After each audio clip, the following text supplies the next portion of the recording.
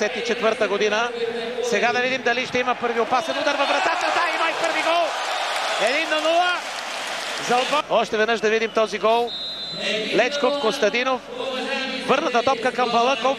И виждате велико. Ще и тук да се забавляват и ние го виждаме това. Пас към Христо Стоичков, удар с левачката към Пус отново. Още веднъж. Още веднъж.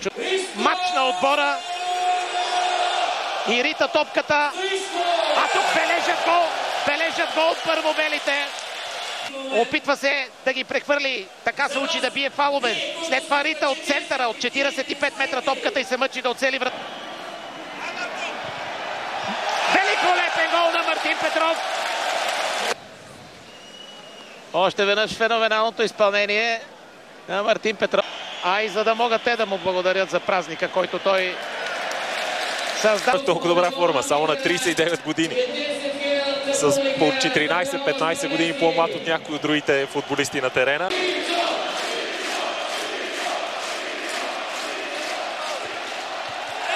Иско бележи гол.